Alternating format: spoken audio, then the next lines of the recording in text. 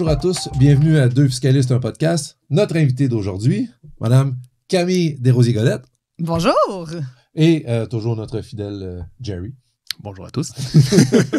Donc, bonjour Camille. Est-ce que je peux tutoyer, prendre les choses? 100%, puis tu peux même m'appeler Camille DG. Parce que les Camille gens sur DG, le web okay. vont me connaître sous Camille DG. OK. Mais mon vrai nom étant Camille Desrosiers-Godette, c'est pas un secret, t'as rien, rien révélé. Je pensais que je voulais commencer avec un punch, commencer fort. Mais, OK, parfait. Fait que, Camille DG, qui es-tu? Que fais-tu dans la vie? Je suis une femme d'affaires, une entrepreneur, une animatrice, je vais pas dire à la retraite, en pause d'animation un peu en ce moment, une blogueuse, une voyageuse, une maman, mais avant tout une fille qui adore la vie. Et, malgré tout ça, tu réussis à adorer la vie. Est-ce que tu dors? Je dors. Oui, je dors. Je dors peu. J'ai jamais eu besoin de tant de sommeil que ça. Je dors peu, mais oui, moi, je suis quelqu'un qui se réveille tous les matins en se disant « ça va tellement être une belle journée ». Es-tu de ces influenceurs qui disent je me lève à 3h du matin, une douche froide, ensuite Non, puis je mets jamais ma routine du matin. J'ai pas une caméra qui me filme alors que je me recouche pour filmer mon réveil. Je l'ai sûrement déjà fait, là. Je suis là-dedans depuis 15 ans, mais non, je fais pas ça. Puis, avec les cheveux déjà toutes faites, là, tu te lèves, là, tout est... Je fais jamais mes cheveux déjà, fait qu'il faudrait que je commence par les faire. Bon, OK. Donc, t'es très, très Pas polyvalente. stéréotype de douche froide le matin avec un jogging de 45 minutes? Non, j'ai 2 enfants. OK. Le matin... Il y a quand même du cardio. J'ai une routine, là. J'ai une routine du matin, une routine du soir. Ouais. Mais oui, je m'entraîne, mais non, je fais pas... Il fut un temps où j'allais au gym le matin avant de commencer le travail. Mais la réalité d'une maman change ton horaire. Tout à fait. Et quel est ton parcours? Parcours académique, parcours professionnel?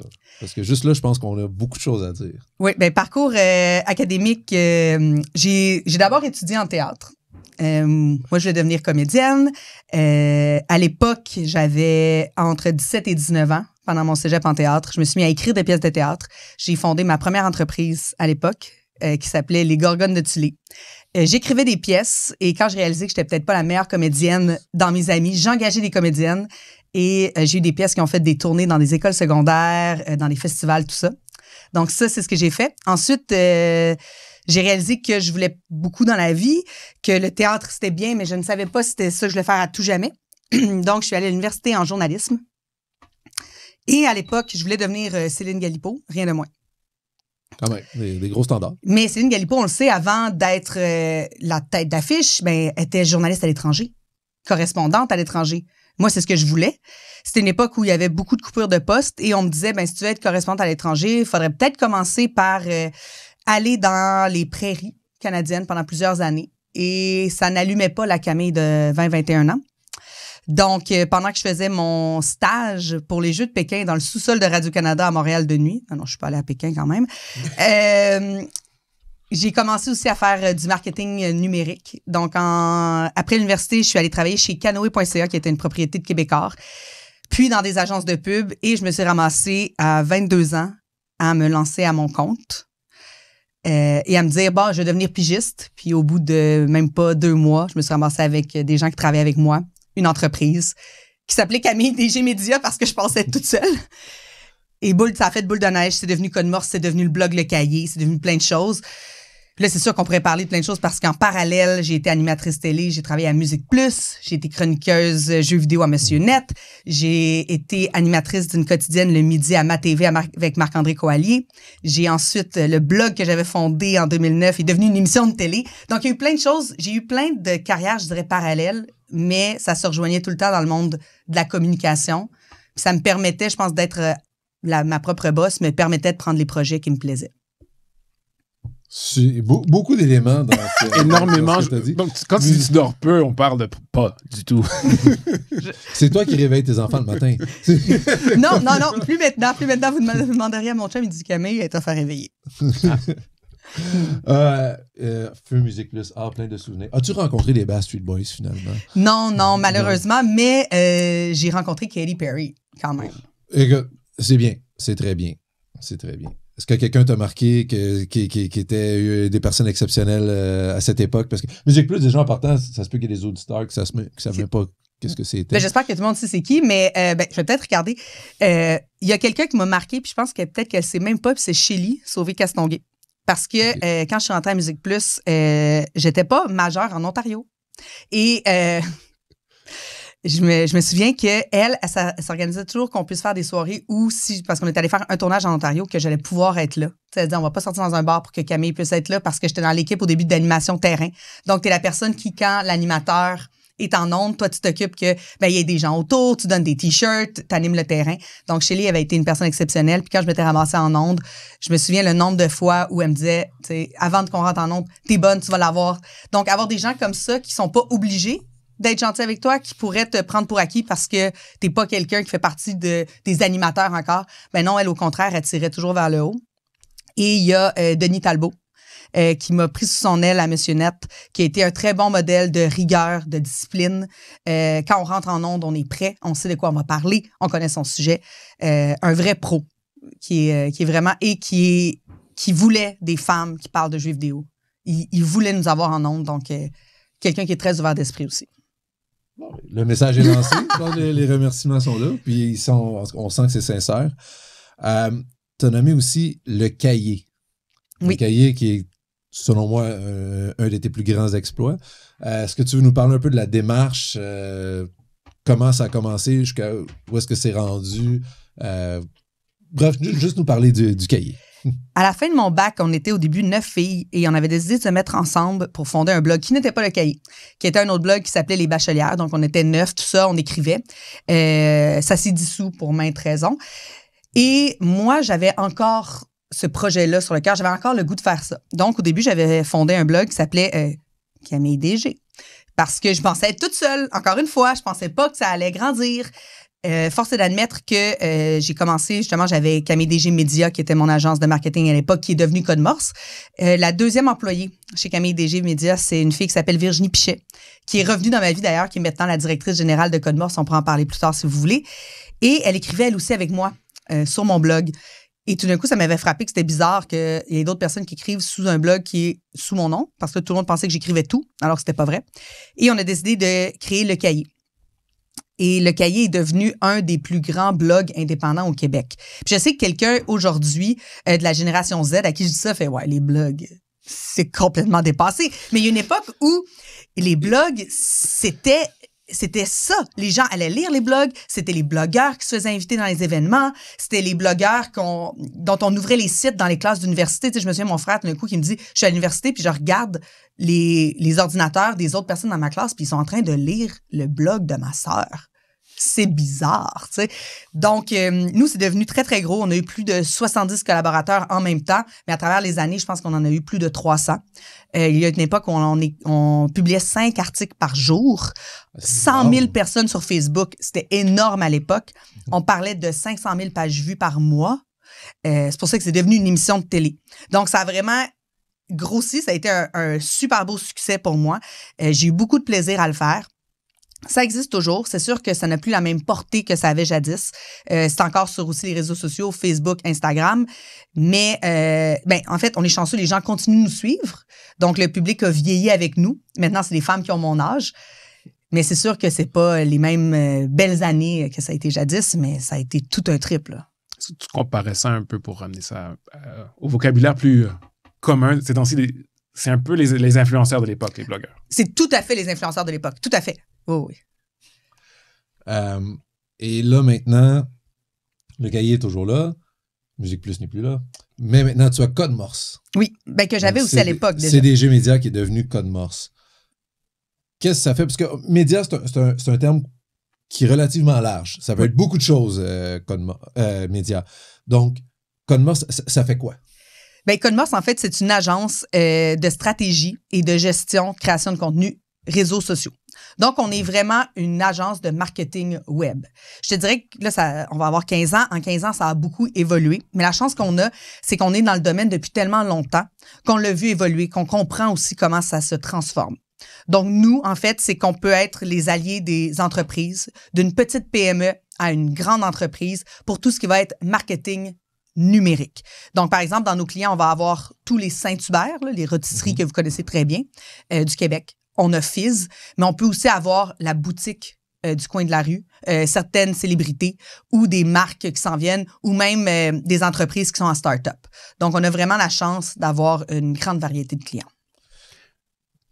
Ce serait quoi l'ABC du marketing numérique si quelqu'un voudrait pouvoir... Quelqu'un qui s'y connaît pas puis qui voudrait se demander que marketing numérique... Avant même ça, marketing numérique, je comprends, mais c'est quoi le marketing? Gestion de contenu, ça veut-tu dire que je veux être influenceur, je peux vous appeler, vous allez tout faire mon contenu pour moi, puis je deviens influenceur, puis je fais rien? Ça se pourrait. C'est très rare, puis ça serait très bizarre. mais oui. J'exagère, mais c'est quoi numérique? Qu'est-ce que ça veut dire numérique? C'est quand est-ce que vous arrêtez, quand est-ce que vous commencez? Je sais pas si... Oui, tout à fait, je comprends. Par exemple, des fois, on va travailler main dans la main ou en marque blanche avec des agences qui font aussi ce qui va être de la publicité télé, de la publicité en affichage un peu partout, qui va être de la publicité radio. Donc, on va des fois travailler en collaboration. Mais nous, ce qu'on fait vraiment, c'est que on va regarder premièrement votre présence en ligne, la présence numérique. On va faire un audit, s'il y a audit à faire. Ensuite, on va établir une stratégie, ça peut être sur 3 mois, 6 mois, 1 an, de comment on va atteindre des KPI. Des KPI, c'est vos objectifs. Mais là, les objectifs, ça dépend qui vous êtes. Est-ce que c'est de vous faire connaître? Est-ce que c'est de faire des ventes? Est-ce que c'est d'amener des gens quelque part? Donc, les objectifs peuvent être très, très variés. Et à partir de là, on décide quelles actions on va prendre et quel réseau, par exemple. Est-ce qu'on va utiliser des réseaux sociaux? Est-ce qu'on va faire de la publicité en ligne, sur Google, sur Meta, sur TikTok, name it. Donc, il peut y avoir autant de la création de contenu, il peut y avoir, ça peut être écrit, ça peut être photo, ça peut être vidéo, peu importe. Il peut y avoir de l'analyse de données pour voir comment ça va. Il peut y avoir du contrôle aussi de ton image de marque en ligne.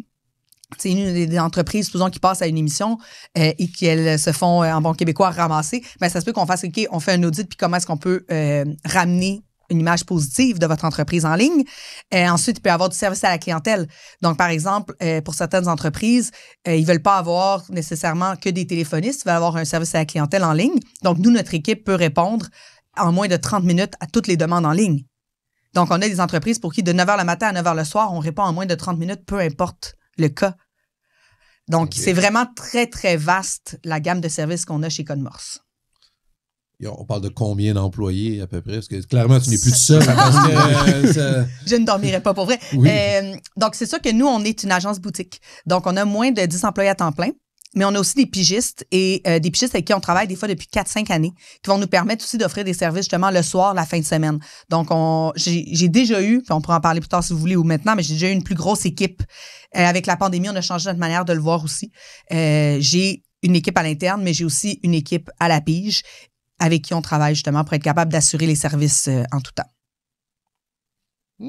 Et j'aime faire ce dans quoi on est bon. Donc, on fait ce dans quoi nous, on est bon et on a des partenariats des fois avec d'autres agences. Donc, ils vont être capables d'offrir des services complémentaires. Par exemple, en relations publiques, des choses comme ça. Donc, on va dire, quand notre client arrive à des besoins qu'on ne peut pas combler, nous, on a des partenaires avec qui ils peuvent travailler ou pas, mais au moins, on est capable de continuer à les guider et d'être capable d'offrir un service qui est encore plus 360. Pour la gestion d'image, justement, si un client se fait ramasser. Exactement. Ça peut être avec une agence qui est une agence partenaire ou pas. On travaille des fois avec d'autres agences si le client avait déjà une agence avec qui il va travailler, mais on est capable de lui offrir des bonnes options. Excuse-moi, je te laisse ta question. J'étais quand même curieux. Quand est-ce que tu dis... Tu viens de parler de... Je vais le définir comme le core business. Donc, tu dis, on fait dans ce avec quoi on est bon, puis on réfère lorsque nécessaire. Ça serait quoi une de tes limites, par exemple, en termes de core business? Nous, par exemple, moi, je fais pas de... C'est pas moi qui va faire de la relation publique de est-ce que quelqu'un, on essaie de le plugger dans les médias. On essaie qu'il y ait à Salut Bonjour, on essaie qu'il y ait à Tout le monde en parle. On envoie des communiqués de presse partout. Nous, on va faire, par exemple, de la relation publique un peu ou de l'approche communiqué de presse avec des influenceurs, mais on va pas le faire avec du média traditionnel. C'est pas notre core business. Nous, on fait de la vidéo, mais monter une pub qui va passer à la télévision, j'aimerais ça qu'on ait une équipe qui est spécialisée là-dedans. C'est pas nous. Nous, on fait vraiment du contenu sur le web. Donc, je vais aller travailler avec quelqu'un. On va faire des petits lives, mais si on fait un gros live qui a besoin d'être diffusé et que, par exemple, ça va être en déplacement un peu partout dans Montréal avec plein de caméras, je vais aller avec une équipe qui est spécialisée en live. Ouais, c'est clair. Donc, je me mets mes limites dans qu'est-ce qu'on est capable, puis ce dans quoi on est bon, puis ce dans quoi je pense que d'autres sont meilleurs. OK.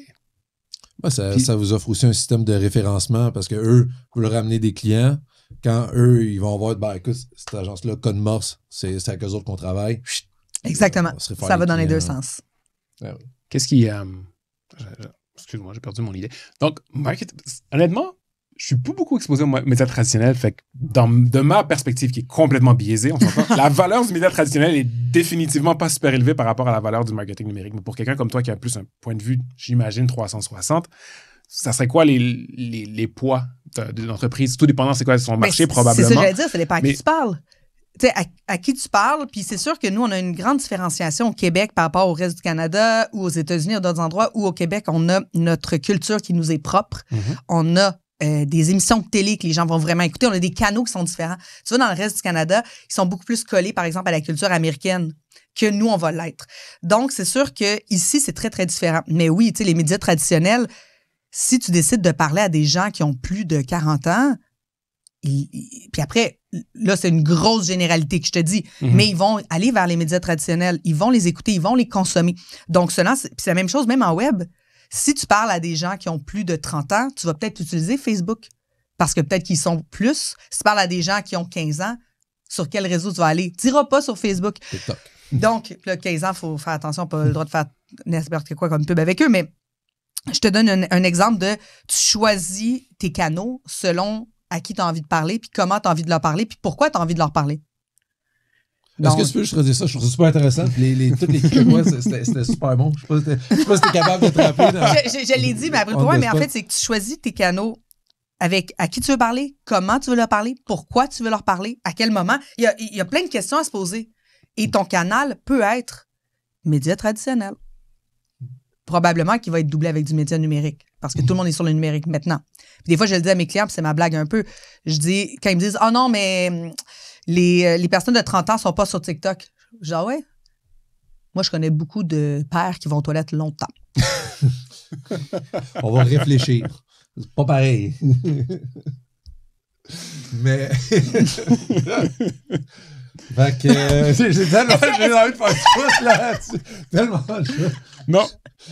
Ma conjointe a ses sciences, je serais tellement dans la merde. Mais ça, je suis pas bon pour TikTok pour de vrai. Là. C'est un des éléments que je suis comme, non, j'ai jamais non, mais après, il y a des gens qui embarquent pas, il y a des gens qui embarquent. Là, mais... Même pas, je suis plus sur YouTube. C'est comme le média social que j'utilise le plus, les autres. Moi, celui que j'ai découvert, c'est LinkedIn avec le podcast. Celui si on parle un peu de LinkedIn podcast, peut être très, très puissant. Il faut bien l'utiliser. On s'est rendu compte, le plus de feedback qu'on a reçu par rapport au podcast, la plateforme qui nous a le plus amené d'abonnés, si on veut, quoi que ça, c'est LinkedIn. Mais c'est normal, vous parlez d'affaires. Oui, mais c'était pas une plateforme que je regardais nécessairement LinkedIn avant. J'étais dessus, mais je y allais une fois par mois, c'était bien. Là, je suis rendu une fois par jour. Mais c'est ça. LinkedIn, j'ai été très surpris à quel point le pouvoir de l'attraction qu'on a eu là-dessus, comparativement, par exemple, Instagram, que ça n'a pas C'est Facebook une plateforme, non plus. en fait, LinkedIn, c'est une plateforme qui est souvent sous-estimée et qui est plus difficile pour des agences si les personnes ou clés ou les entreprises ne veulent pas nous laisser le développer parce que c'est une plateforme où ce qui va le mieux fonctionner, c'est quand on parle aux jeux. Donc, il faut vraiment que quand on travaille avec des entreprises ou des entrepreneurs, qu'on soit main dans la main quand on décide de faire une bonne stratégie LinkedIn. Mais là, ça, c'est plus pointu. Ouais, ça reste très intéressant. Puis ça reste.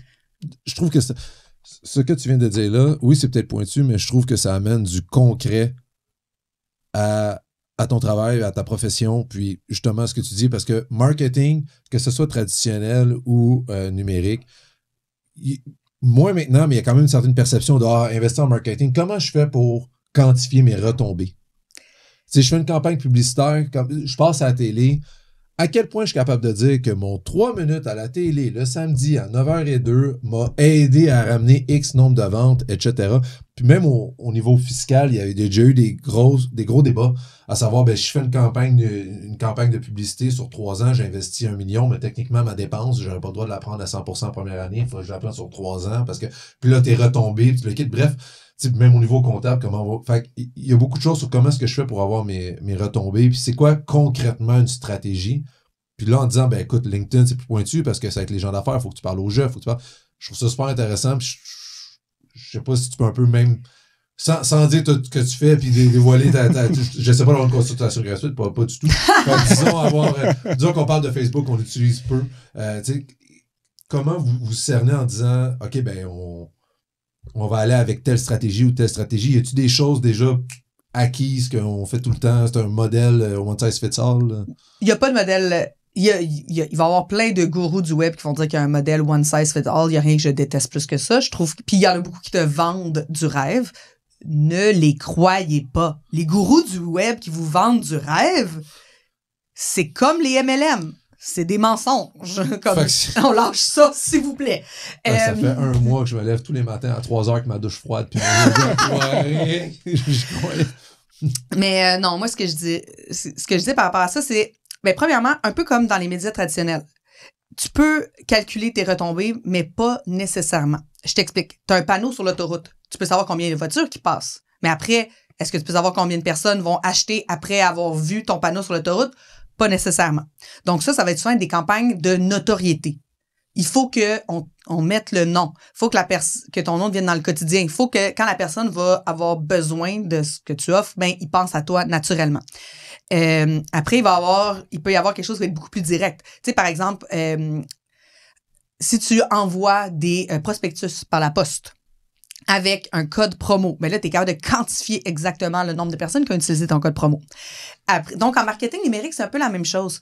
On fait certaines choses, on est capable de le quantifier. Donc, quand on fait de la pub, on va être capable de dire exactement combien de personnes ont cliqué sur le lien, combien se sont ramassés sur le site. Et si ton site est bien monté, tu es capable d'avoir vraiment le chemin total. Donc, combien de personnes ont cliqué sur le lien, combien de personnes se sont ramassées sur mon site, combien de personnes ont acheté, puis le coût de leur panier moyen, combien de personnes ont abandonné le panier, etc., etc.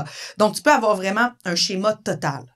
Mais après, si tu décides de faire du contenu, tu peux savoir combien de personnes ont vu ton contenu. Mais après, combien ça t'a apporté d'achats ou de clics sur ton site, tu le sauras jamais exactement. Donc, dépendamment du produit ou du service ou de la personne qu'on aide, on va monter une campagne qui va être soit les deux, soit un des deux. Ça dépend aussi c'est quoi le budget, combien de temps on a, c'est quoi notre objectif.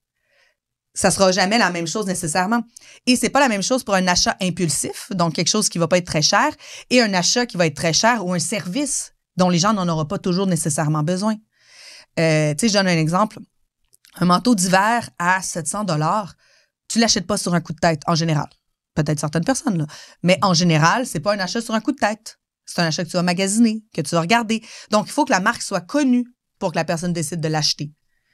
Un bijou d'une vingtaine de dollars, ça peut être un coup de tête. Donc, on va pas aller vers la même stratégie. J'espère que j'ai répondu. Oui, puis ça fait un parallèle avec ce que tu avais dit au début, puis quelque chose que c'est con, mais j'avais jamais vraiment pensé, mais tu as 100% raison. Ton objectif, est-ce que c'est une vente, une notoriété ou un message que tu essaies de faire passer? Puis je trouvais des fois, je regardais des pubs, j'étais comme, voyons que les business investissent dans des pubs, ça sert à rien, ils perdent du cash, je regardais ça. Mais quand tu te mets à réfléchir, oui, mais ça dépend. Reggie, c'était pas une vente qu'il voulait faire avec toi, c'était que tu penses à eux autres. Puis le fait que tu as fait, voyons, ça sert à rien, il a fait une pub nanana, t'en as parlé à quelqu'un, il a réussi. 100%? Il a réussi. Puis le marketing, quand c'est bien fait, est un outil incroyable parce que le meilleur élément du marketing, c'est quand justement tu penses que tu n'as pas été influencé par le marketing, mais que tu l'as été. Combien de personnes on entend par les réseaux sociaux? Oh non, ils me contrôlent pas, là, j'ai pris ma décision. Non, t'as pas pris ta décision, je te le confirme. J'espère que les gens continuent de prendre leur décision. J'espère.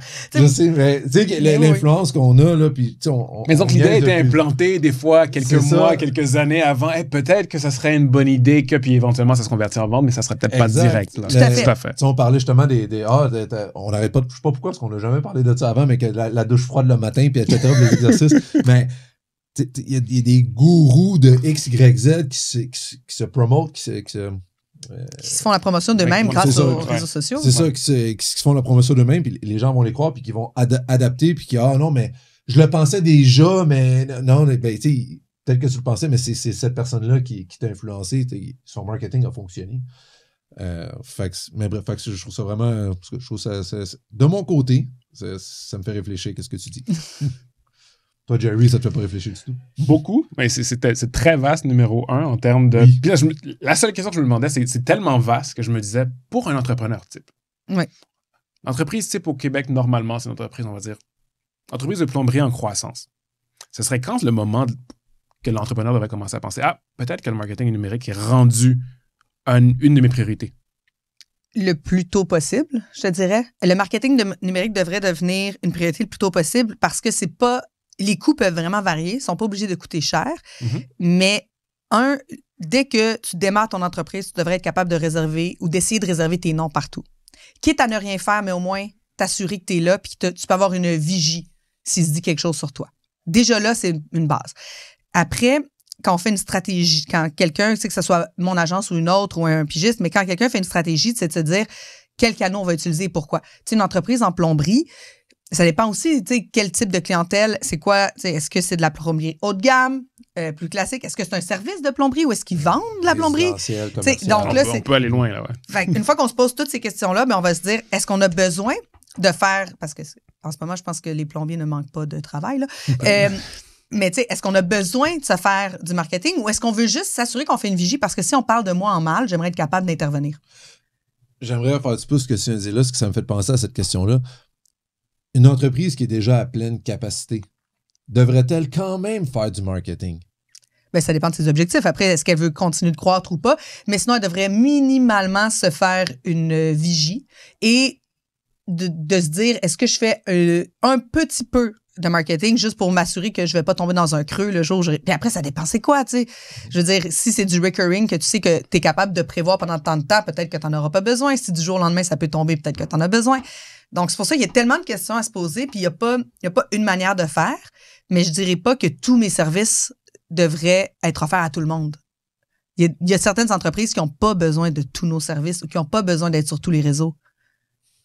Fait que ça revient un peu à ce qu'on avait parlé dans un autre podcast, d'identifier le besoin du client en premier. Parce que des fois, le client vient te voir, puis je veux tel élément. Oui, mais je regarde, t'en as pas besoin. Puis il n'y a rien de pire qu'une firme de marketing qui dit « Ah, moi, c'est comme ça que je fonctionne, c'est juste comme ça avec tout le monde. » J'ai du mal à y croire. Très bonne question. Comment un red flag pour une entreprise de marketing? Ils ont une recette, c'est ça qui applique à tout le monde.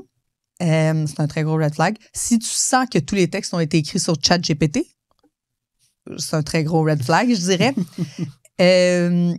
Après, si l'entreprise, tu sens que elle va pas être présente ou c'est quelqu'un qui est pas... Ça dépend après si tu en as besoin ou pas, mais ça peut aller très vite sur le web. Donc, quand il y a des cas, justement, d'atteinte à la réputation, il faut être capable de répondre rapidement. Donc, est-ce que c'est une entreprise aussi qui a les reins assez solides pour, répondre rapidement, qui a l'expertise de le faire? Est-ce que c'est une entreprise qui connaît aussi la législation par rapport au domaine?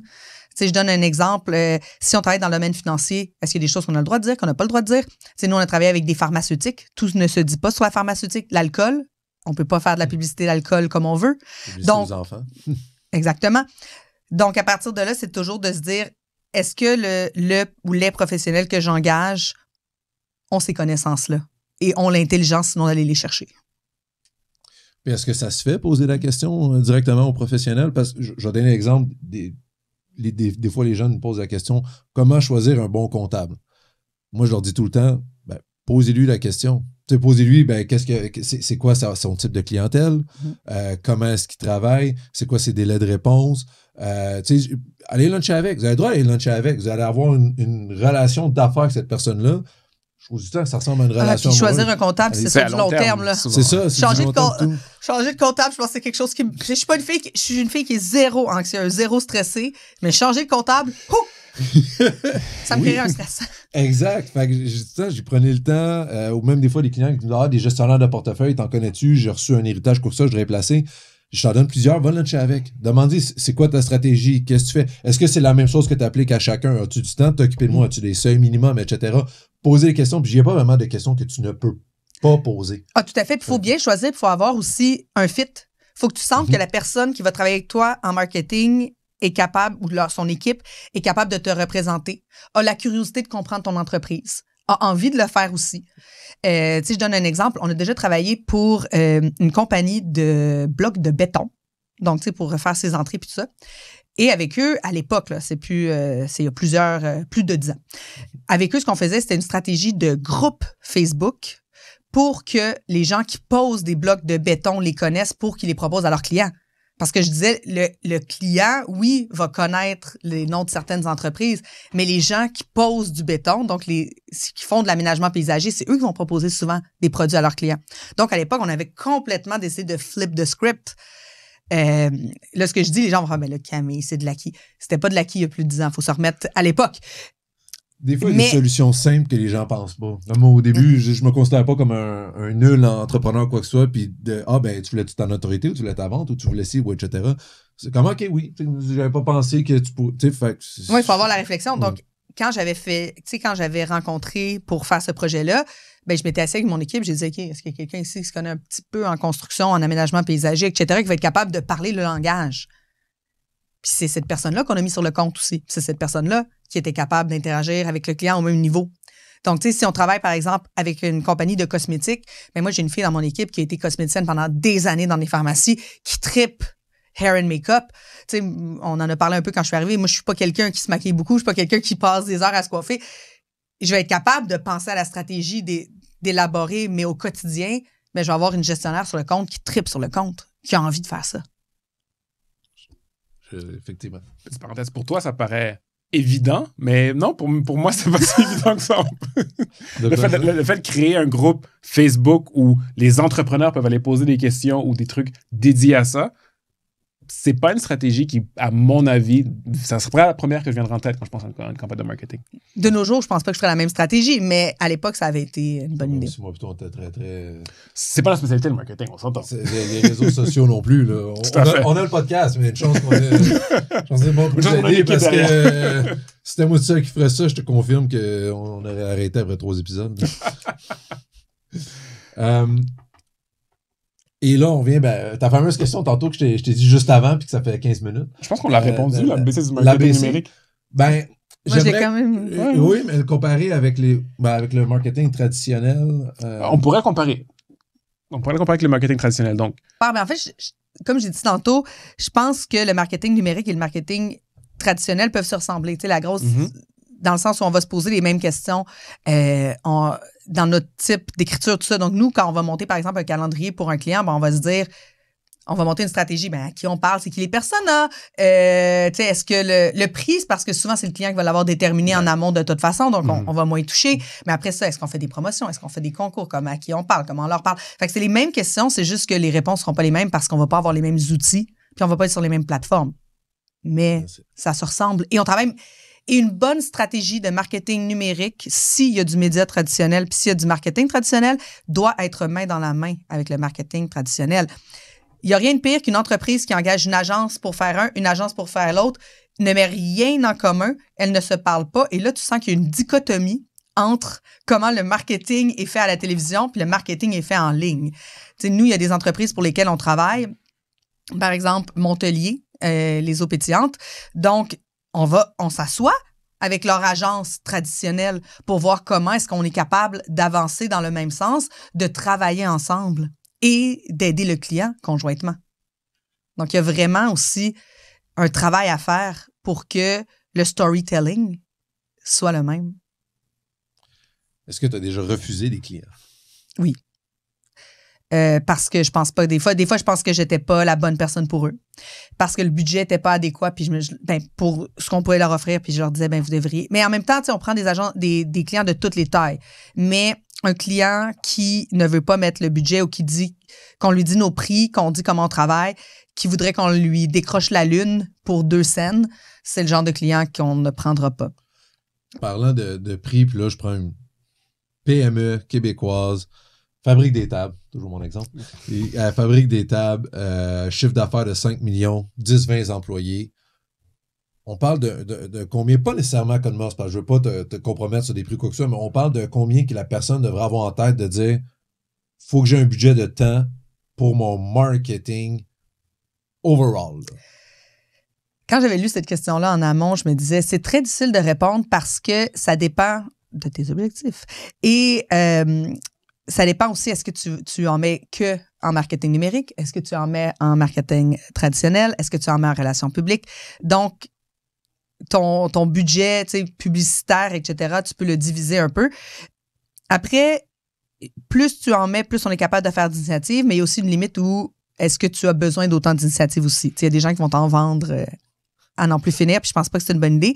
Je pense donc que c'est de se rasseoir, puis de se dire, exemple, je pense que si on a pour une entreprise de cette taille-là, si on a quelques dizaines de milliers de dollars, comme peut-être plus autour de 30, là, mais on est capable de faire quelque chose de super intéressant. On est capable de faire quelque chose à moins aussi, mais à partir de ce prix-là, je pense qu'il peut y avoir quelque chose. Mais tu sais, je me sens un peu compromis sur des prix parce que ça peut être aussi à 100 000, que tu as autre chose. Ça dépend du besoin, là, c'est ça. Ça dépend de ce que tu veux, là. Ça dépend du besoin puis du potentiel aussi d'aller chercher, parce qu'à un certain point, si le potentiel est maximisé. Tu sais, est-ce que tu vas juste au Québec? Est-ce que tu vas au Canada? Est-ce que tu vas aux États-Unis? Est-ce qu'on le fait en une langue, deux langues? Est-ce que tu vends juste chez toi ou est-ce que tu es en train de vendre chez des... j'ai le goût de dire, tu sais, chez des Home Depot, des choses comme ça? Ah ben là, il faut travailler avec eux. Comment est-ce qu'on travaille avec leur marketing? Est-ce qu'on fait de la pub sur les réseaux sociaux qui renvoient vers le site, par exemple, de Home Depot? Donc là, est-ce qu'on va avoir les données par rapport aux résultats de nos pubs ou pas? Donc, est-ce que ça vaut la peine de faire ces pubs-là? Il y a beaucoup de questions à se poser avant d'être capable que je te donne un chiffre clair. Très bien répondu. Moi, je pense que tu as quand même été assez précise. Puis ce que tu dis fait beaucoup de sens. Fait que de mon bord...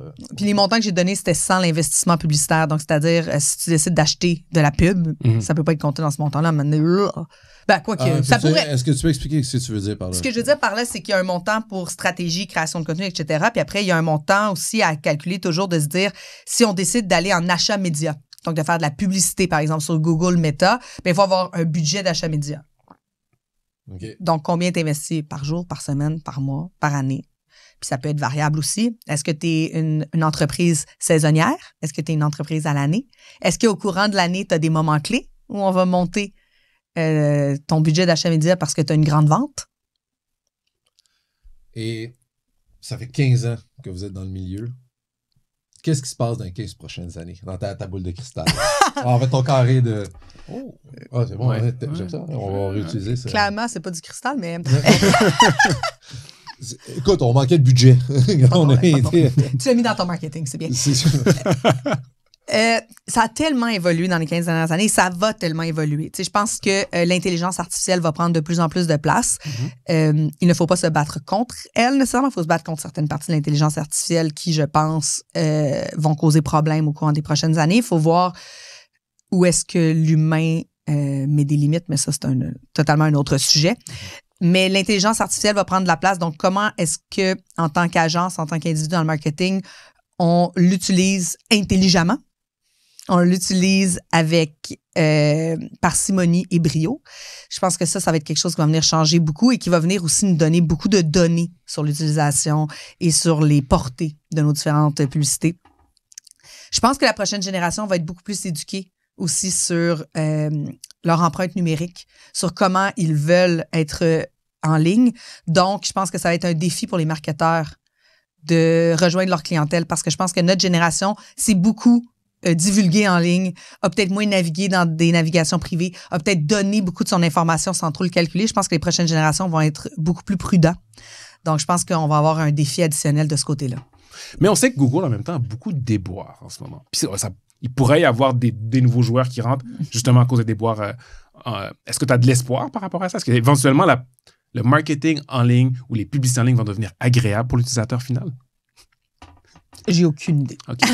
Je me pose beaucoup la question, honnêtement. J'ai aucune idée parce que je pense qu'il fut un temps, par exemple, sur les sites où c'était des très grosses bannières, puis ça agressait, puis même en tant que, tu sais, avec le cahier, nous, il y a des fois où on a dit à notre firme de placement publicitaire, c'est ceux qui vont vendre nos bannières, tout ça, on disait non, là, ça, c'est trop gros, on veut pas ça, ça va agresser notre lecteur. Donc, il y avait toujours à faire un calcul de se dire, est-ce que c'est une opportunité financière qu'on veut prendre au risque de perdre des lecteurs qui vont être agressés, ou est-ce qu'on préfère prioriser notre lecteur et perdre des sous? Donc, je pense qu'il va y avoir toute cette question-là aussi, de se dire, puis c'est pour ça aussi, je pense que tout ce qui est influenceur, tout ce qui est marketing de contenu a pris de plus en plus de place parce que les pubs, les gens les trouvaient agressantes, mais je sais pas comment ça va continuer parce que en ce moment, les GAFA possèdent tellement d'informations sur nous qu'ils sont capables de faire de la publicité hyper ciblée. Hyper ciblé mais désagréable malgré tout. C'est ça qui est un peu étrange. C'est la publicité personnellement, puis je sais pas pour toi, c'est quand tu es sur un site internet puis tu roules, là, toutes les publicités et les bannières qui arrivent tout seul, est-ce que tu y portes attention? Certaines personnes, mais la répétition va faire en sorte que parfois ça va être imprimé. C'est ça qui est fou. Puis il y a des gens qui cliquent. Si les gens qui cliquaient pas, autre personne le ferait. Tout à fait. Tu sais, quand t'accroches, là, tu veux juste scroll, puis là, t'accroches, puis là, ça ouvre la page, comme non! Là, c'est justement, c'est hyper désagréable. Fait que, personnellement, je trouve que AdSense, c'est un des éléments qui est sur le marketing numérique traditionnel. Tu sais, que je vais vraiment appeler acheter de la place sur des sites Internet. Moi, ça m'intéresse. Je préfère en tant qu'utilisateur. Mais c'est parce qu'en fait, quand tu achètes de la pub, tu vas acheter des fois de la pub premium sur certains types de sites mieux placés, puis tu vas mettre une espèce de roll, tu sais, comme tu t'en mets un. Ouais. C'est pas un passage obligé du tout, mais des fois, ça peut être facile pour avoir, tu sais, essayer d'avoir des résultats. Après, ça dépend des résultats que tu vas avoir, mais ouais, je veux pas, je sais pas vers où ça s'en va. Je ne suis pas dans le secret. Probablement plus commentaire que boule de cristal parce que c'était... Écoute, tu le sais plus que nous pour sûr. C'est sûr, la moitié des noms que vous avez nommés, en ce moment, je me sens comme si j'avais plus de 60 ans et je suis comme, ouais, c'est quoi cette affaire? Je me rappelle même pas si je vois comme tu dis, je vois les bannières quand je... Tu peux mettre un bloqueur de publicité aussi pour t'aider. Oui, tout à fait, mais honnêtement, je passe pas beaucoup de temps sur les blogs. Récemment pour ça. je passe mon temps sur des bases de données fiscales. Tout à fait. J'ai pas vraiment de publicité devant moi. Sinon, le réseau social que je regarde le plus, ça va être Instagram ou LinkedIn. Fait que j'avoue que LinkedIn a pas mal de pubs. Puis Instagram aussi. Instagram aussi. Il y a chaque 2-3 posts, c'est une publicité. Je deviens, moi, probablement immunisé. Je les ignore. Ouais, probablement. J'y repense, t'as raison. C'est publicité. J'ai besoin de vacances ces temps-ci, fait que j'ai beaucoup de publicité de voyage. Je peux te dire, c'est quoi les 5 meilleures destinations en Europe? Quand tu magasines un voyage, je te conseille d'aller en navigation privée. Ah, écoute, c'est pas moi qui magasine. Conseil. Mais t'es définitivement une femme très, très active, impliquée dans beaucoup d'éléments, beaucoup d'entreprises. Comment se gère, parce que tu dis avoir des enfants, puis je sais pas dans quelle tranche d'âge. J'ai 2 garçons. Il y en a un qui a eu 1 an dernièrement et l'autre a 3 ans. Comment est-ce que tu gères la conciliation travail-famille? Comment je gère? Je priorise mes enfants. J'ai eu mes enfants, je veux pas dire, j'ai eu mes enfants dans la trentaine, donc mi-trentaine.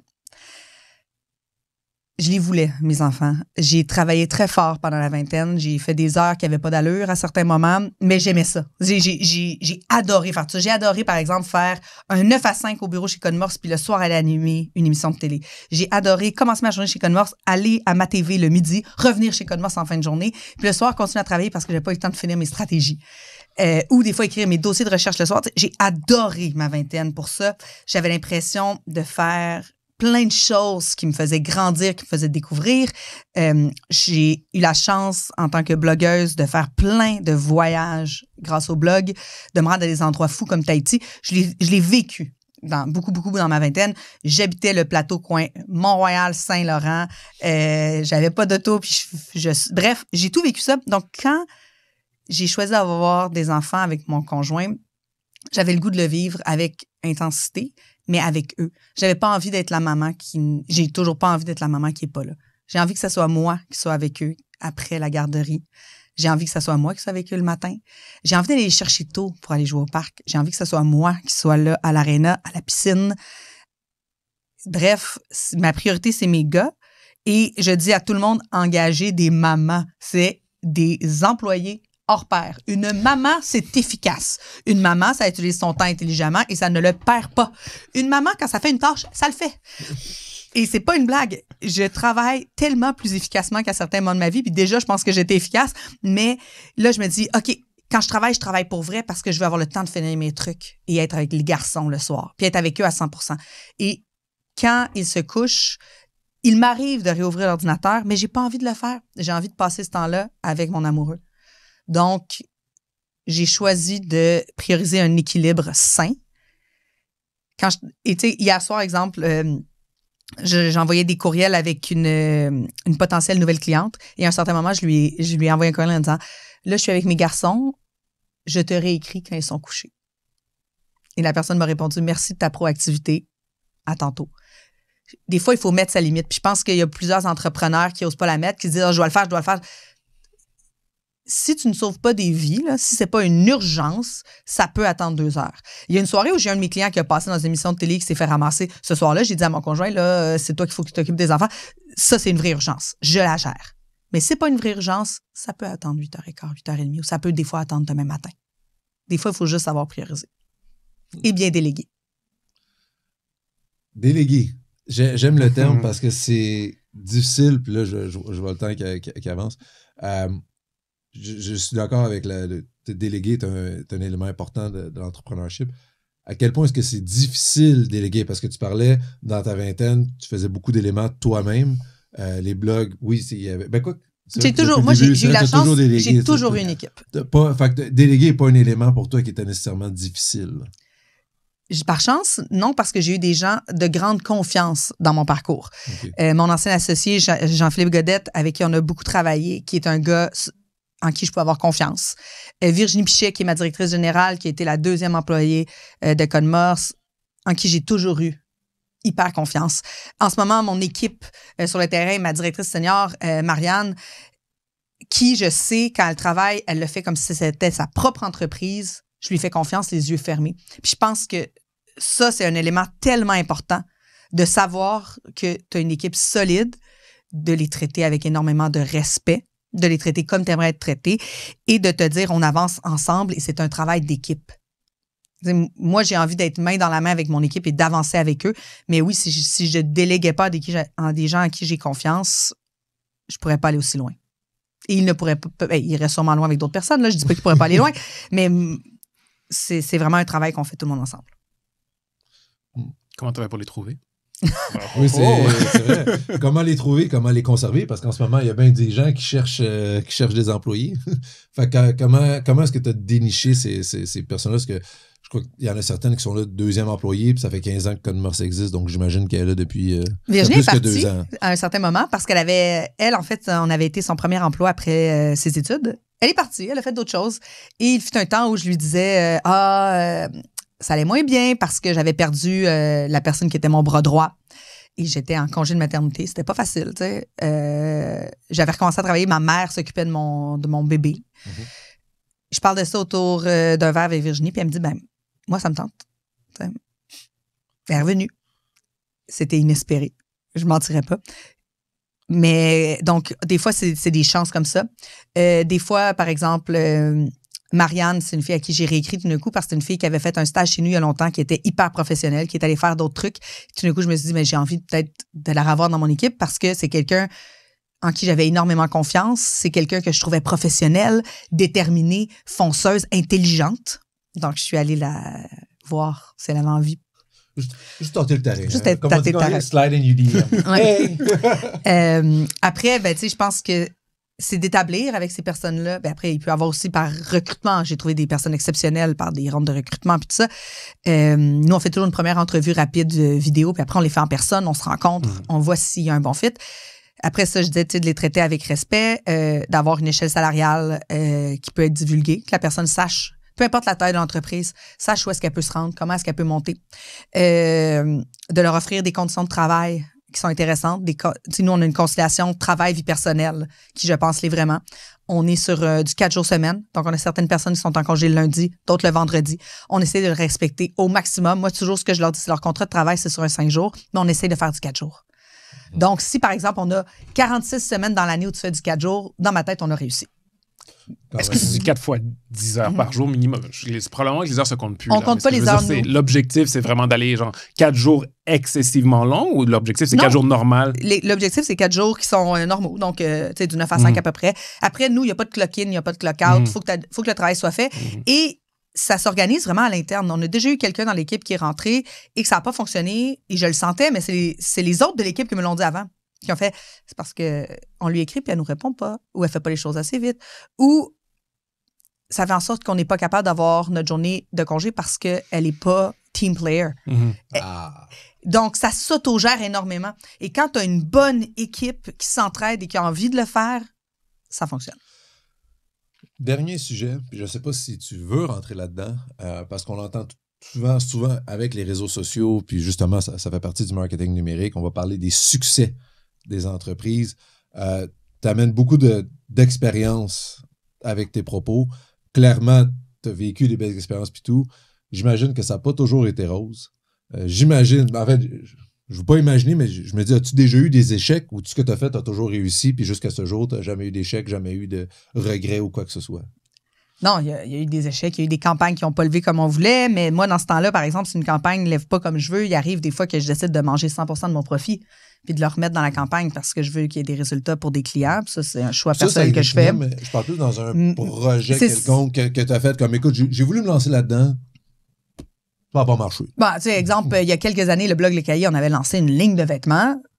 La première collection a quand même bien fonctionné, mais c'était pas mon domaine. Puis, les ventes au début ont été au rendez-vous. Ça a été on-off. Quand on lançait certains produits, ça vendait vraiment. Mais je pense pas que ça a été profitable jamais parce que le travail qu'il y avait en arrière pour réussir à avoir les ventes en valait pas la peine. Donc ça, par exemple, ça a été une entreprise que ça aurait peut-être pu être profitable, mais peut-être pas avec moi en arrière parce que c'est pas mon domaine, puis c'est pas ce que je voulais faire, mais ça a été un coup que je me suis dit, bon, ça a été un coup de pub. Je me suis fait un coup de notoriété, les gens qui portent mes vêtements, c'est un coup de pub. J'aime la pensée positive. Ça a été un échec, t'as pas un échec. Coup de pub. Mais c'est le pire. Mais sinon, je te dirais, je pense que la COVID a été un moment où, en tant qu'entrepreneur, après la COVID, je me suis posé énormément de questions. Parce que nous, pendant la COVID, on avait beaucoup d'entreprises de produits essentiels ou de services essentiels. Donc, il a fallu à un certain moment que je double mon équipe avec des pigistes pour être capable de pallier aux réponses des commentaires. Tu sais, moi, la crise du papier de toilette, on l'a vécu à 200%. Tous les commentaires qu'on recevait là-dessus, c'était énorme. Donc, par exemple, il y a certains de mes clients où on faisait des rondes 2, 3, 4 fois par jour, que là, c'était ramassé à des rondes aux 30 minutes parce que ça n'avait aucun sens, qu'il fallait répondre à tout. Donc là, j'avais engagé carrément tous les employés d'une autre agence qui, eux, avaient perdu leurs clients. Mais là, nous, on les engageait. J'avais engagé des pigistes, tout ça, pour être capable d'offrir 100% du service à mes clients qui avaient besoin d'encore plus de services. Puis là, j'essayais que mes employés ne travaillent pas trop, mais c'était impossible parce que c'était eux qui étaient les spécialistes de leurs clients, donc ils travaillaient avec les pigistes main dans la main. À l'époque, ce que j'avais dit aux gens qui travaillaient avec moi, mes employés, je leur disais, notez toutes vos heures vont être payées. Toutes leurs heures ont été payées. Parce que moi, je les cherchais aux clients de toute façon. Donc, tu sais, c'était comme, OK, je les cherche aux clients, je suis capable de vous les payer. Fait que j'ai des employés qui ont fait beaucoup d'argent dans cette période-là. Mais j'aurais dû les protéger davantage et m'assurer qu'ils ne faisaient pas trop d'heures. Parce que j'ai eu plusieurs personnes qui se sont complètement épuisées à cette période-là. Puis je pense qu'en tant que leader, j'ai pas été capable de voir l'épuisement chez certaines personnes. Puis, tu sais, moi, je dis souvent que j'ai un 220 dans le derrière, puis j'ai de l'énergie à tout jamais. Mais je pense qu'il faut être capable aussi de reconnaître l'énergie de chaque personne dans son équipe, de reconnaître les limites, de les aider là-dedans. Puis je pense que moi, j'étais tellement dans « OK, il faut qu'on aide nos clients, il faut qu'on fasse ci, il faut qu'on fasse ça. » Puis moi, je me disais, comme je les paye, c'est correct. Tu sais, comme je fais ce qui... Mais quand j'y repense, j'aurais tellement dû le gérer différemment. Fait que ça, c'est un regret. Ben là, je pense pas que c'est un regret. Puis où je voulais m'en aller avec ça, c'était pas justement je pense que j'ai dit mon regret, mais c'était pas le bon terme. C'était on apprend de nos échecs, qu'on dit. Ah oui. J'aime puisque le deuxième, je pense pas que c'est un échec, je pense juste que c'est une expérience. C'est un gros apprentissage. C'est un apprentissage. Incontrôlable aussi, la COVID. Apprentissage. J'adore ce terme, c'est un apprentissage. Puis l'autre, la ligne de vêtements, bon, ça c'était peut-être plus un échec. Mais c'est un coup de pub. Mais où je voulais demander, c'est eh bien, qu'est-ce que tu as appris de ça? Puis tu le dis déjà, tu as dit, écoute, j'étais pas la bonne personne pour gérer la ligne de vêtements. Ça aurait peut-être dû être quelqu'un d'autre. Fait que reconnaître ses propres limites. Et dans la deuxième expérience dont tu as parlé, c'est de dire, mes employés, je les ai poussés. C'était à refaire. Reconnaître leurs limites. Fait que reconnaître les tiennes, reconnaître les leurs. C'est des termes super importants que tout entrepreneur, souvent, a énormément de difficultés au début. Puis au-delà de ça, tu sais, j'ai mis quelque chose en place aussi avec l'arrivée de Virginie. C'est en ayant vécu ça pendant la COVID, quand Virginie est arrivée comme directrice générale, j'avais déjà mis en place auparavant ce que moi j'appelle les Love Meetings. Puis ça vient pas de moi, ça vient d'un de mes amis, Pierre-Luc Labbé. Salut Pierre-Luc. Président de Rome HR, donc une firme de ressources humaines. Et le Love Meeting, c'est que tu décides si c'est aux semaines, aux 2 semaines, au mois. Tu t'assois avec les personnes de ton équipe et tu leur dis comment ça va. Puis ils ont le droit de te parler de ce qu'ils veulent. Ça peut être de comment ça va dans leur vie personnelle, ça peut être de comment ça va au travail. Mais aussi, tu sais, si la personne, exemple, a perdu sa grand-mère ou il est arrivé quelque chose, peut-être que ça impacte son travail, c'est sûr. Donc, maintenant, avant, c'était moi qui les faisais. Maintenant, c'est Virginie. Quand elle va revenir de son congé de maternité, elle va les reprendre. Parce que il y a quelqu'un entre puis même si je veux pas être cette patronne-là, puis je déteste le côté patronat, puis tout ça, il y a quand même le lien qui fait que les gens s'ouvrent encore plus avec elle. Et ça permet qu'on comprenne leur réalité. Et Virginie, je suis capable de dire que Virginie est meilleure que moi en ressources humaines. Donc, c'est dans son assiette à elle. Moi, je vais souvent très, très vite. J'aime quand ça bouge beaucoup. Virginie va s'arrêter puis il va avoir le côté, des fois, de faire « ouh ». Donc, ça, pour moi, c'est important qu'on ait mis les love meetings en place, mais au-delà de ça, que ça continue avec quelqu'un d'autre que moi et qu'on soit capable de, quand on apprend quelque chose qui a besoin d'être ajusté, qu'on l'ajuste si on est capable de le faire ou qu'on en reparle, qu'on ne fasse pas juste le tasser. Merci beaucoup. Je ne sais pas si tu avais une dernière question. Beau mot de la fin, mais si quelqu'un veut trouver Code Morse, où est-ce qu'il peut trouver Code Morse et le cahier? Ben, www.codemorse.com, lecahier.com, même chose, mais sinon, on est sur tous les réseaux sociaux et moi, on me trouve Camille DG. Très facile à trouver. Très, très facile. Code Morse. Ça s'écrit comment? Ouais. Oui, hein? COD. MORSE. On se rappelle que l'entreprise a presque 15 ans. On a failli mettre un K. Je suis bien contente qu'on ne l'ait pas fait à l'époque. Bon, donc, Code Morse sans E. Donc, CODMORSE.com. Et sinon, ben, le cahier. Le cahier, on peut le taper sur Google. Ouais, Celui-là, il est Google, facile. le cahier. Exactement. Merci beaucoup, Camille DG. Ça m'a fait très plaisir. De ta présence, de te déplacer, de ta franchise, puis aussi de ton énergie. C'est super. C'est très plaisant de t'entendre parler. On voit que tu es une passionnée par ton travail. Puis, donc, merci beaucoup à tous pour votre écoute. Et sur ce, on vous souhaite bonne journée.